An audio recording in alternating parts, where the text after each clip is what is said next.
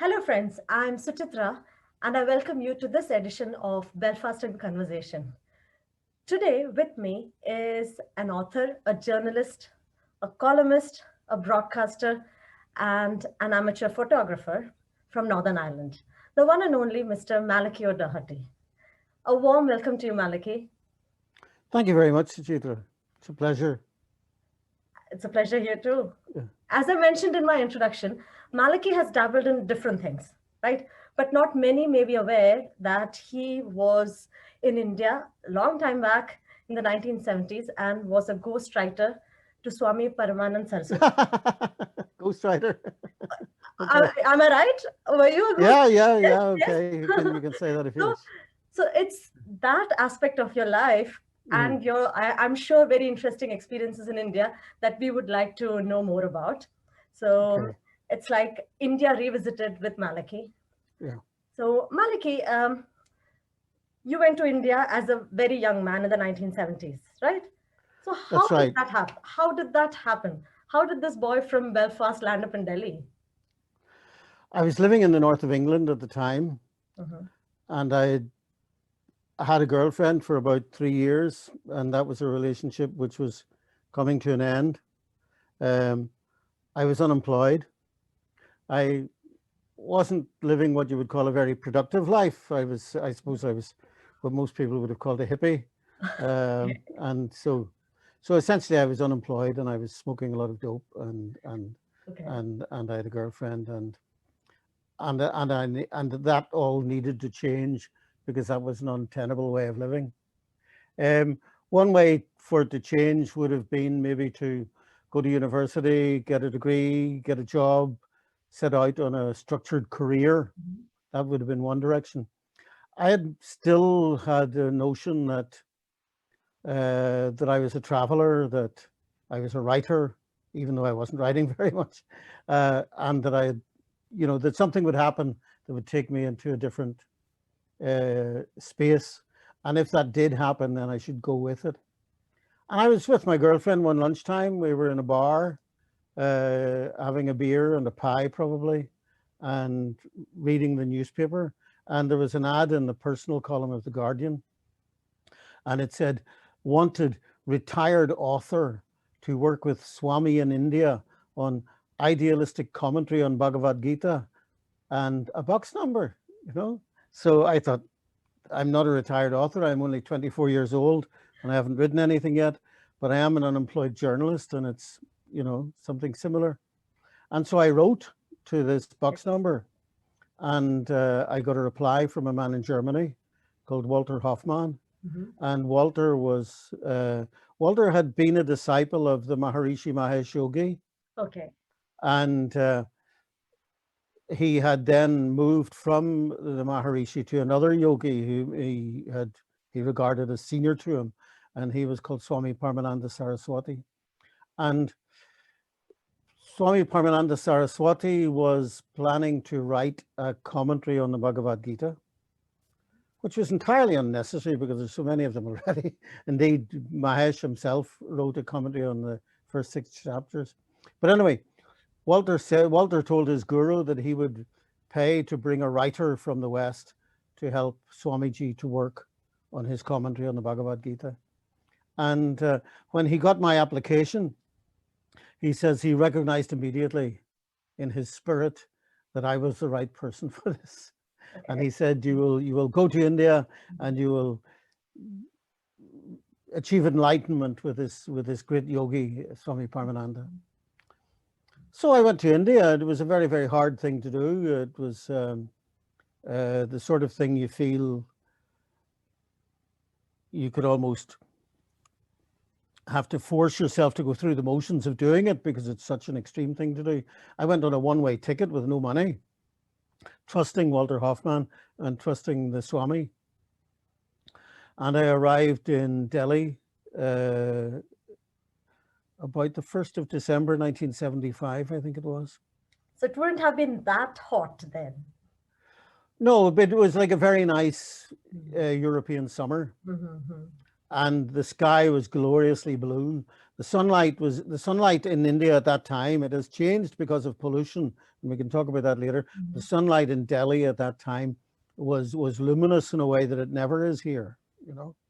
And so anyway, I went first of all to the ashram Saraswati Peeth in near Nigambod Ghat, which most people in Delhi would know, the cremation ground at the bank of the Jamuna. And I went there, and Swamiji wasn't there, or he had gone to Bridge Ghat to build another ashram. So I was asked to stay with the family of his disciple, people called Agarwal, for a week. And I stayed in Delhi for a week with this nice Indian family,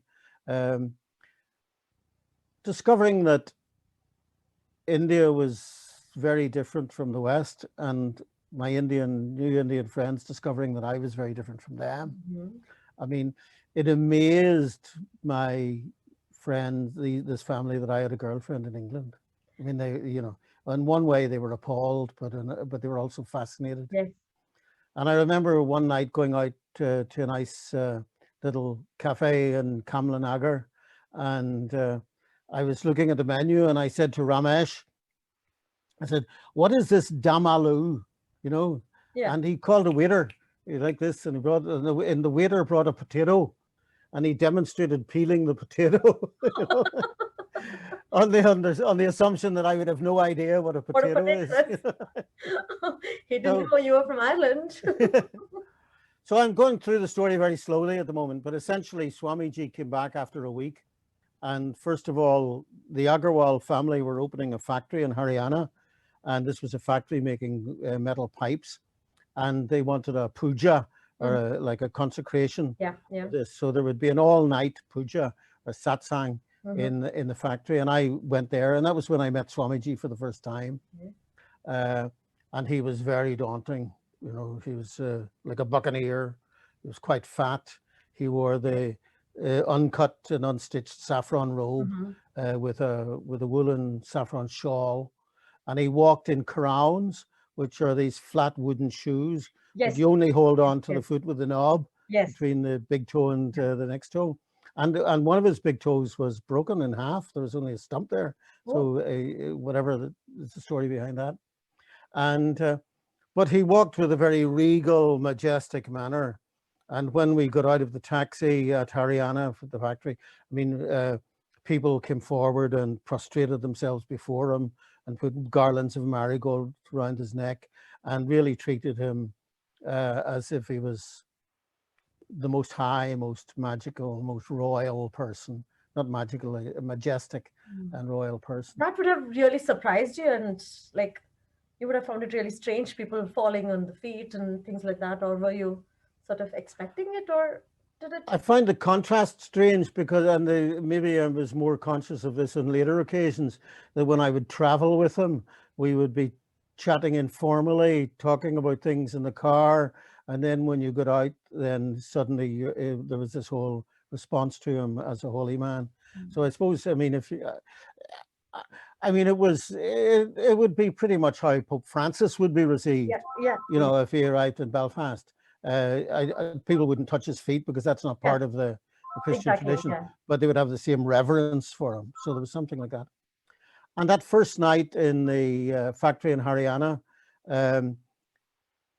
I didn't understand any of the words, but I watched this man deliver a sermon, for speaking without notes, unbroken, for about 2 hours, in which he was just quite fascinating. I mean, he would speak very severely, and then he would give a wee chuckle, or he would throw a question to the group, you know, and even not knowing a single word of what he was saying, it was still clear that he had a mesmerizing charisma over that group of people, you know. And he left after a couple of hours, and I stayed all night, and they gave me little symbols. So I joined in the satsang all night long, you know, and by the morning I was completely exhausted. But a car was sent to collect me at the Agarwals, to bring me to the car. Only brought me to the railway station, and I travelled with a Mr. Chauhan, who was the secretary of Swamiji's ashram, and he brought me to Bridge Gart, which was it's bigger now, but then it was a small town in the Ganges. And I mean, I'm walking from the railway station to this hostel, Dharamshala, which was basically like a stone built building around a courtyard with 2.5 levels, and I was just shown to a corner room, which was, you know, double doors with a bolt across, and inside just bare walls and a bare a bed, Yeah. but it was like plain wood. Okay. So I was just exhausted at that time, and I just laid out my sleeping bag on the tucket on the bed, and went to sleep. And some hours later, then people woke me up with food.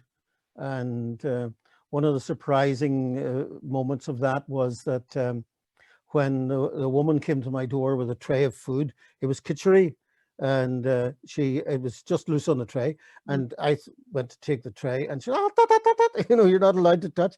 I wasn't allowed to touch anything. You know, I was, yeah, anything that was part of the Swami's accoutrements. You know, I was forbidden to touch. Nobody said that, but I inferred it very quickly.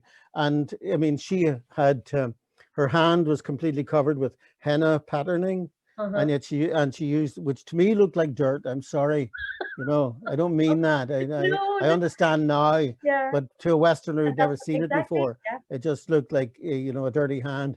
And with this hand, she lifted up the rice and plopped it by hand onto my plate, you know, and really, yeah.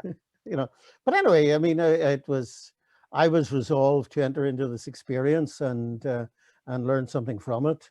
And the next morning, Swamiji sent for me, and I was brought up to the upper level where he was waiting in a basket chair with a little table and his books. And it was explained to me the proper greeting was Namo Narayana. Oh, right, okay. You remember that? I couldn't even remember anyway, you know. Namo Narayana, you know it, don't you? Of course. Yes. I bow to the living. I bow to the living God. Yeah. Would be an English translation of it. But it started a routine of working with him on this text of his commentary on the Bhagavad Gita.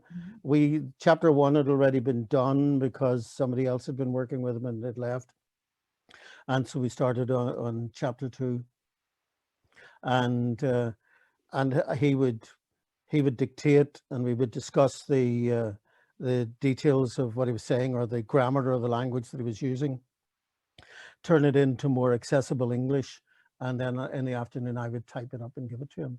So he would communicate with you in English? Oh yes, his English was very good. But he didn't trust himself to be able to write English in the most accessible way. Right. But his spoken English was very good. So I wanted to ask you one thing. Like when you decided you're coming to India, did you inform your family, or did they not know about this at all? Well, I had been living away from my family for 3 years at that time. They were in Belfast. I was in England. So I simply informed them. I didn't, you know, and this is a question that Indian people always ask me. You know? Did you tell your parents? But did you, do you, and I mean, I can remember in a precise conversation with Mr. Bajaj and Mr. Agarwal. We were in the car going out to see the factory one day, and he was explaining, you know, they were asking, but your parents, don't they worry about you? And Mr. Bajaj was explaining to Mr. Agarwal, no, in the West, parents do not worry about their children. This is insane. Let me ask you the same thing. So did your parents worry about that you're going so far away? It wasn't just, or was she glad that you're going away, you know, as far as possible from the troubles? Because at that time, it would have been troubles here, isn't it? If I'm not mistaken. Oh, yes, it was troublesome. I don't know.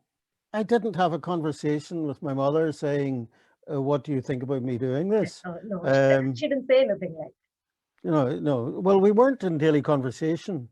I mean, there were no mobile phones. You didn't phone people. To be honest, Suchitra, I was looking for a completely independent life separate from my family. Yes.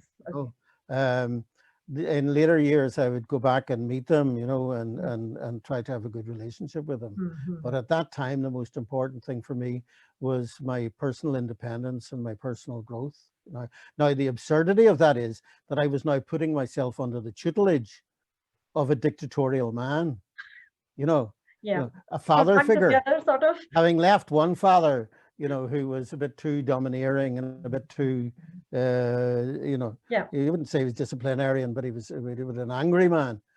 From having left him, I put myself under the tutelage of Swamiji, who was dictatorial, manipulative, and controlling, and really quite dogmatic. And I would say even it seemed to me when we were discussing the Gita that he was very, very philosophical, that the religious ideas of the Advaita Vedanta and so on, of Shankaracharya, and these are the ideas in which Hinduism most resembles Buddhism, the idea of the fundamental ground of Satchitananda, that intrigued me massively. And I thought if I get into meditation, that's what I'm moving towards. But actually in his interactions, mostly with other people, and he was very much an exponent of devotion to the personal God. I mean, There was a contradiction in his. There was a contradiction there, and there was also a contradiction, and he didn't see it as a contradiction, and said, there are ways of explaining these things that each person finds their own way to God, but in the end, the result's the same. And he was also totally committed to Varnashram Dharma, which is the system of the Varnas, Brahmanism, we might call it. He was a Brahmin. He was a sannyasi, and I mean, on one level, he would say the sannyasi renounces the world and renounces caste as well. But still in all, he was very proud of the fact that he was a Brahmin, and he carried the staff, the danda of the Brahmin. And one of the objectives of Saraswati Peeth, his ashram, was to teach and promote Varnashram Dharma, And the first really, really big argument we had was when he asked me to come with him to a yajna, a big sacrificial ritual, in which I would make a speech. And I said, yes, I'll do that. I don't mind. You want me to stand in front of 500,000 people and say something? I'll be happy to do it. And I went away to write a speech, and I showed it to him. He says, no, but I want you to write about the virtues of Varnashram Dharma. And I said, I can't do that. What's that to me? That's not, it's none of my business. And I said, for instance, we have young men and women working around the ashram. If one of them comes to me and says, Mr. Malki, I am in love with a Christian woman, or I'm in love with a Vaishya woman, I would say, go ahead, great, enjoy, make the most of it. I'm not going to say, oh, but you have to marry another Brahmin, leave me. At that stage, my response would have been, leave me out of it, Nowadays, thinking about it, I would go further and say, no, it's a bad thing. And hopefully India will one day move beyond that altogether. But at that time, my kind of compromise with that thinking was, well, that's your thing. You can teach me meditation. I'm very keen on that. You can teach me the books. We can have endless discussions and about ideas, but you can't turn me into a Hindu. And you know that. Because I'll never be a Brahmin until I'm born again in the next life. And so that was my response. It cut me out of it. And we had a very, very serious rift over that. And it went on for weeks. And in the end, I had to go to him and I said, look, you have to clarify my position here or I'll just go. And he said, oh, sit down, relax. And the compromise was, look, love my Varnashram Dharmis, and move on, But really the dictatorial, manipulative, dogmatic side of him was always going to be there and would break our relationship in the end. What kept that relationship alive was my deepening practice of meditation, which became totally absorbing, to the point of and to the point in the times of meditating for hours a day. really. I'm telling you, quite frankly, certainly 2 hours in the morning and 2 hours in the evening. You know, whether that was self-hypnosis or, you know, it certainly was some kind of entrancement, and it was very, very deep. And I believe that it was a spiritual experience, Mhm. and I believe that it was a spiritual experience which was in some measure reflected from him. You know, he had brought me to this, Mm. and even his presence seemed to be a stimulus to it. So Okay. I would say that I loved him, and I believed that he loved me, you Mm-hmm. know, and that love was the bond between us. Even when there were times when he seemed to me to be letting himself down extraordinary. I mean, he would, you know, my understanding at this stage was that he was the yogi. He Hmm. knew this stuff because he was at the end of it. He Yeah. was the enlightened yogi. But actually, you know, there were times when he would, you know, you would hear this shouting in the garden, and he would go out and he would be barking at some member of the staff, and And he'd you'd be be like, he should roaring be at him. doing this, right? Hmm? And you would be like, oh, he is not the sort of person who should be doing this. Yeah, Yeah. how can yoga be about tranquility when this man is in a rage? You know, how do you reconcile this? Mhm. Um, but I stayed with him for 3.5 years, nearly 4 years, and um, and I have written a bit about it, but I will write more about it because I went back last year Yeah. to the ashram, Okay. and uh, and that was an extraordinary experience as well. Because I arrived back in Delhi in January 2019. And Think at this about it. time, no, this Mm. time, what did you have in your head, like when you went Well, back? So I what mean, were you I'd always expecting? thought I will go back someday. I must Okay. go back someday. But he died in 1981, Okay. right? And so he wasn't going to be there. Hmm. And but you know, every so often I would have a dream in which I was going to the Ganges, because a lot of the time is spent at the Ganges, Hmm. where we were building an ashram. And there was a boy servant, which is a Hmm. horrible language to use, but that's how we saw him, Rajpal, who was basically my sidekick and companion for a lot of the time. And and often I had dreams that I was on the road, you know, from Delhi through Hapur, you know, out Oh, to okay. Bridge Gurumukteshwar and Bridge Ghat, and arriving at the Ganges. And in this dream, I would never quite get to the Ganges, you know.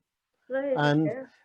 but I started researching another Irish woman who had been a disciple of a yogi in India, and that was Sister Nivedita, Yes. and she was a disciple of Swami Vivekananda, Yes. and she Yes. died in 1912.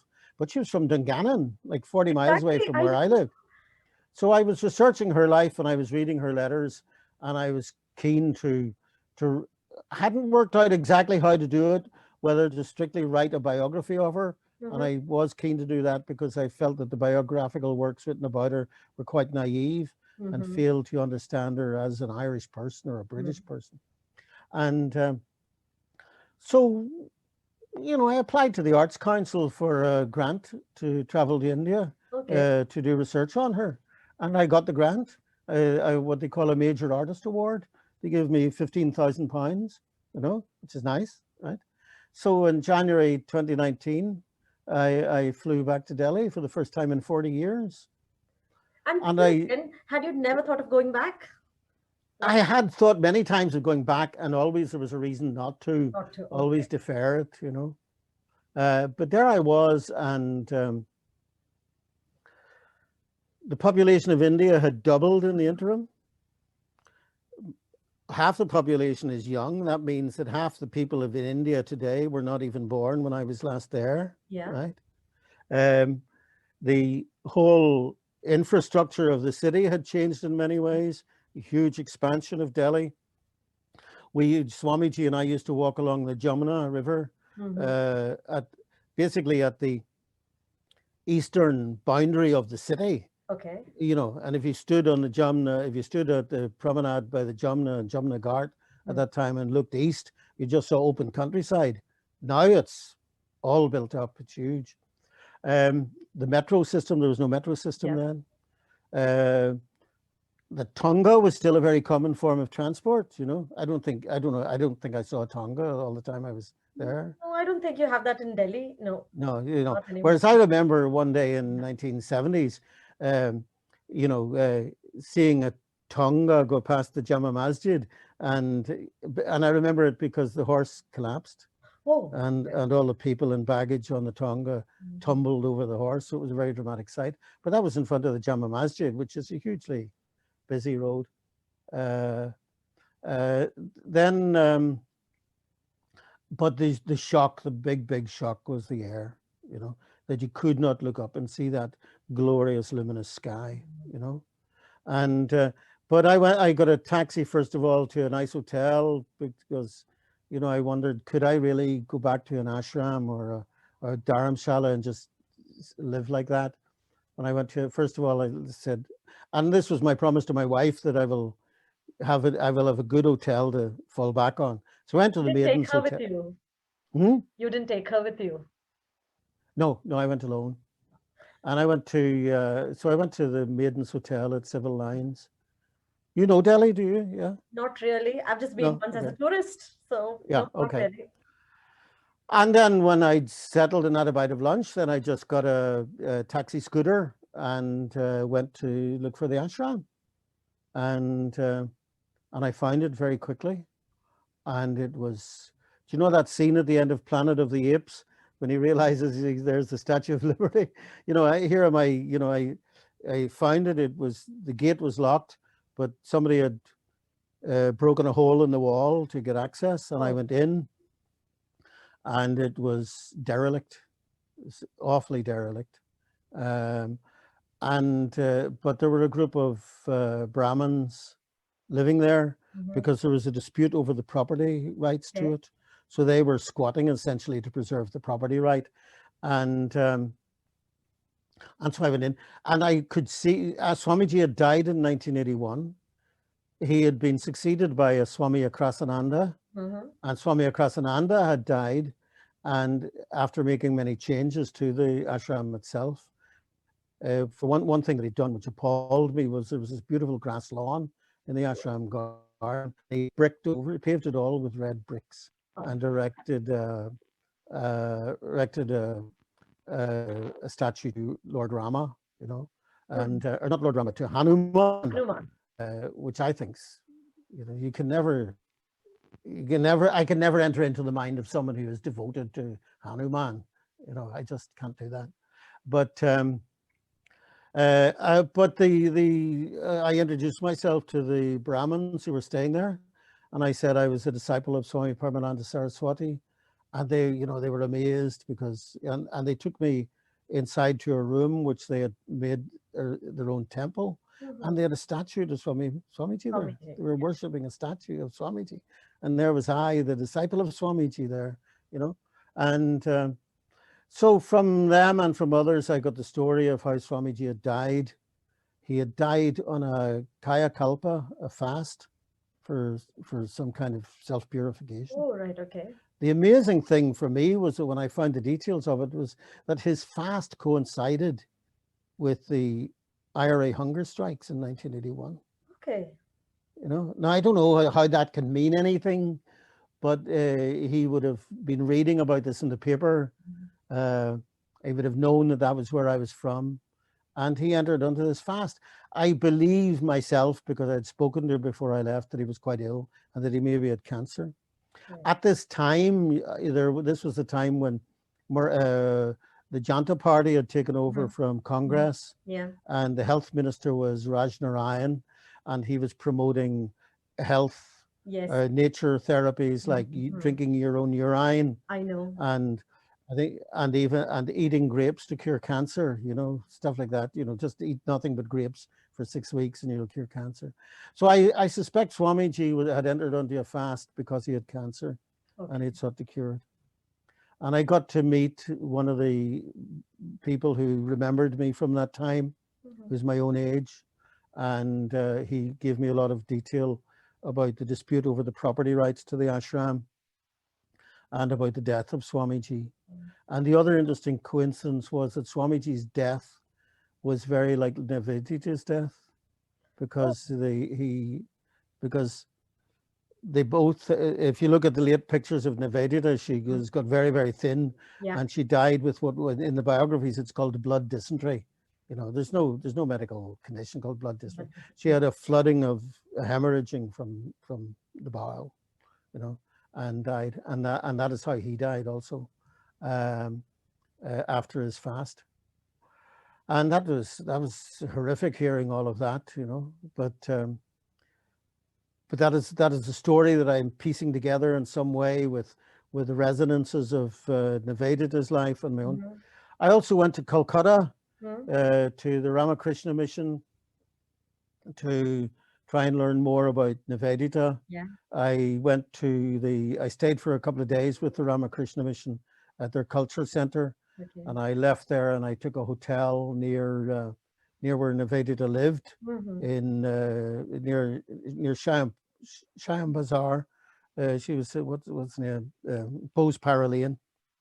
It's a street that she lived in, and I went to the house, and the house is being converted into a museum, and I was allowed in and shown around there, and in a later trip then in October of last year, I went up to Rishikesh to see the ashram of the Maharishi Mahesh Yogi, Very sure. So did you go and twice last year then? yes, yeah, Ah, right. January and in October, yeah, Okay. yeah, about 3 weeks each, and again that was another ashram that was derelict, and it's better known because of popular Yes. culture and because the Yes. Beatles were there Because yeah. and so on, but it was, and I went also to Bridgegart, to the place where we were building an ashram by the Ganges, and that, I mean, I had left that as a building site. I had helped to work on that building Yeah. site, not by work myself, but by transporting. I used to go to the subdivisional magistrate to get permission to buy cement, and he would write me a docket for the cement that I could buy. And then I would go to another town to buy the cement.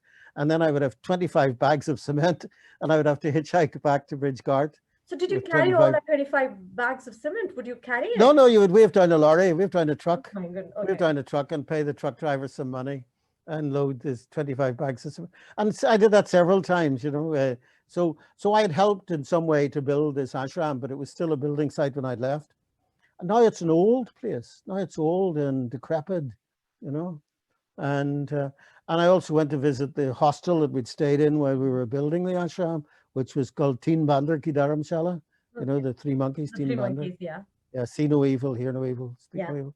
And I met Rajpal, and he's 65 now.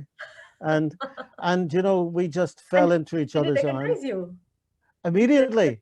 Ah, Immediately, we just fell into each other's oh, arms. that's You know, so good. we Yes. just and afterwards, I had such intense emotion about meeting Rajpal. I had met also Savita, who was a woman in Delhi who had brought food to me in the ashram, and Savita was like a girl of 17 then. I was a boy of 24, 25. So naturally there was a little bit Okay. of Okay. interest there, but, and I Was even it wrote a both short ways? story. Mhm. Was it both ways? Yeah, I think so. I mean, we talked about it since, but she's married. She's a grandmother Yeah. now. Um, but yes, yeah, I think that little feeling was there. There was nothing was ever done about it, Mm-hmm. and so basically, I met Rajpal in Bridgegart, and but I walked around Bridgegart, and this was a town which I had spent half of every year for 3 years in, which I felt I knew completely. When I left it, everybody there knew me because I was a familiar oddity about the place. And now it's double the size and nobody knows me. And it just felt very strange to be there. And even there was some hostility towards me. Um, I don't say a lot, but some people looking at me warily. And one day I was walking along the Ganges, and a man came running to me and he said, "Come, come, come!" And he took me by the arm and he brought me down. I thought I'll go along with this and see what he wants, but Mm-hmm. he brought me to the water's edge and he said, "Now go into the river." And I said, "No, no, no." And he started picking up river water and splashing it over me. And I had my cameras, and he was splashing Ganges water in my cameras, and so I was very angry, and I had to pull away from him. and thought I might have to punch him, So there were moments like that, but there were also beautiful moments. I mean, I went to the places we'd known, the places upriver where I'd sat quietly on my own. I used to go for a walk along the Ganges and away from the town. And when I was walking, I would hear this plop, plop, something dropping into the water. And I thought, what is this? And one day I went very, very slowly and carefully and crept to the water's edge, and all along the water on the rocks were little turtles, you Oh, know. And that's what the plopping was. And when I moved, then they all went plop, plop, plop. They all went into the water, and that's what it was. And I used to have a wee camera with me at that time, and the police had a rule. There was a law that you couldn't take photographs near the railway bridge. So the police were trying to catch me with my camera. And one day I was walking past with my little shoulder bag, and they stopped me and they thought, they have me now, And they said, what have you? You have camera in your bag? And I said, you can search it.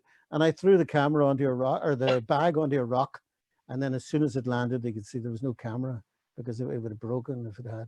And they just, But it was extraordinary, the degree of decay and dereliction and litter, plastic, along the Ganges. I mean, at the time that I was there, if you wanted an urn or a pot for gathering water, you had earthenware, you had ceramic. yeah. Now it's plastic. Everything is plastic, and plastic litter everywhere. And I walked along the cremations, and one day I walked past a cremation, and I thought, I'll just take a sneaky photograph. And I took a photograph, and a man came over to me and he said, did you take a photograph? And I said, no, no, no, no, no. And he said, oh, I thought you wanted to take photographs. And then I realized he's not being hostile, he's just curious. Yes. So the next day I was walking past, and there were about 4 fires going at the same time. And so I walked up to a group and I said, do you mind if I photograph this? And they said, no, no, please. And they nearly spoiled the picture because they all wanted to stand and pose. But I got the photograph of the body on the wood with the incense and laid down on it, and the piling of the logs over the body, and the circumambulation of the fire of the wood with the flame, and then the lighting of the fire. I got a whole sequence of photographs of that. And the man who was the relative of the woman that we were cremating, he gave me his business card, and I found him on Facebook, and I sent him the photographs, and he was very pleased, which is something that couldn't have happened 40 years ago, So do you, you had actually gone to do a job of writing the book. So did you actually complete the book? I haven't completed that book yet. I'm still working on it. In the meantime, I had another book to write. I published 2 books in the past year. One of them is called 50 Years On, The Troubles and the Struggle for Change in Northern Ireland. And that's a kind of memoir history of the changes in Northern Ireland. And I wrote a novel, my first fiction, and it's a novel called Terry Branken Has a Gun. So it's a thriller. It's people get killed. It's a bad book. Stay away from it. And then the publisher who published the book 50 Years On accepted a proposal to write a book on the early history of the Troubles. And I wrote that during lockdown. I've written that book. So I've been sending out, my agent has been sending out proposals to other publishers to take this book on my connection with India and Nivedita, and the kind of the parallel lives, my memoir, her biography, woven together into one story.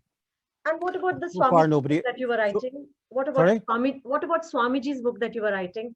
The Bhagavad Gita commentary, I don't think it was ever published. I don't know. I don't know what happened to it. All of the manuscript was left with him. Right, okay.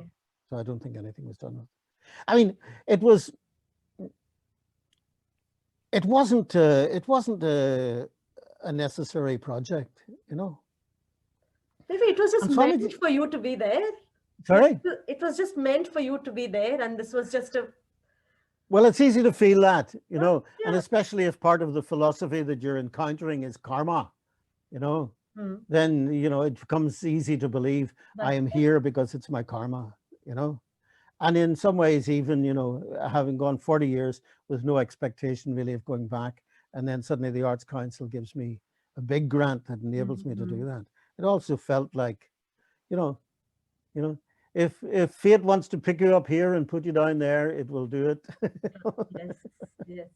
You And know. just tell me, I mean, uh, because you grew up as a like a devout Catholic, so No, did I wouldn't say it. Well, I say I was a devout Catholic probably at 15. Yes, yeah, probably at 15 I was a devout yeah. Catholic. So at I that was an stage, atheist by the time I was 17, oh, and all right, yeah, okay, yeah, yeah. okay. So because why And what I wanted to ask you was that did that, your Catholic upbringing in sort of a, influence the way you approached Hinduism or meditation? Did that hold you back, or did it that didn't have any sort no, of influence on no, it?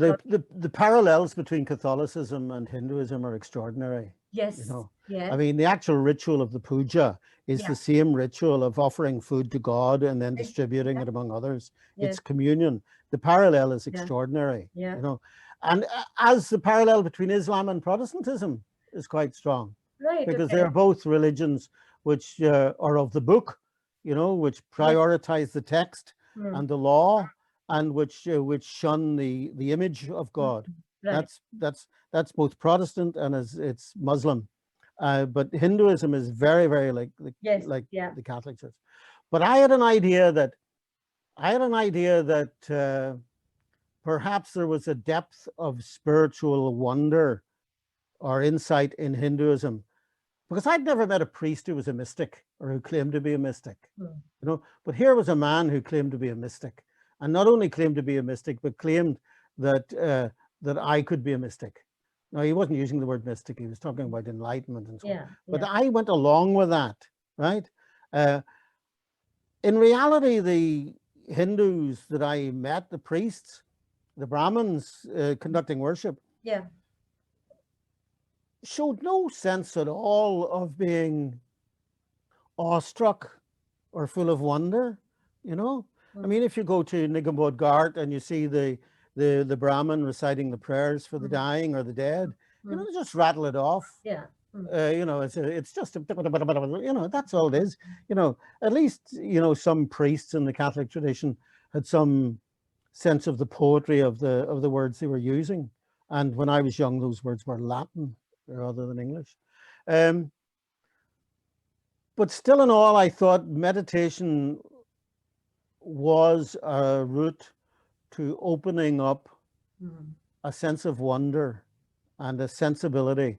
I mean, I did, and it's almost, you know, I did walk along the Ganges in a state of some rapture and ecstasy, and with a sense of the glory and the beauty of of the outer world and of my own inner being connected together. You know, And I know now, in your book, the I was a teenage Catholic. yeah, Yeah, you have mentioned a line saying that you sort of had a similar feeling one day when you were driving across the Glenshane Pass, which I, yeah, which I found yeah, really fascinating, very interesting. yeah, yeah. Yeah, yeah. Thank you for reminding me of that, because it would still happen occasionally. You know, I do. You know, but yes, I think what happened on that occasion was it was a piece of opera came on the radio. Wasn't that? Isn't that the Yes, story? yeah, yeah, You yeah. know, Hmm. and just it's something to do with a combination of the outer stimuli, what you're bringing in with your senses, and the moment, the feeling that you have in the moment, and sometimes there's a coordination of them, which turns life into a dance. You know, something like that. And You it's know, that moment, isn't it, when just yeah, something, just everything, it just comes. yeah. Everything is perfect. There Yes, is a moment in yes, which everything is perfect and all right, and there's nothing to worry about. You know. And now, is that total madness? Is that total delusion? Because obviously, in some sense, on a realistic sense, it is delusional to think that things are every- perfect. hmm. Because we grow old, we get ill, we have our problems. We have people attack us on Twitter. You know, there are all kinds of there are stresses in life. You have to Yes. earn a living. You don't always have enough money to pay all your bills. Mhm. That's life. But still, in all, there were these moments of almost sailing, almost flying, you know, where where things are fine, Mm. and I can, and that's, that sounds madness, but actually it's in huge amount of religious and psychological and spiritual literature Yeah. that people have these moments in life where where everything is assured, and the rightness Yeah. of who you are and where you are Mhm.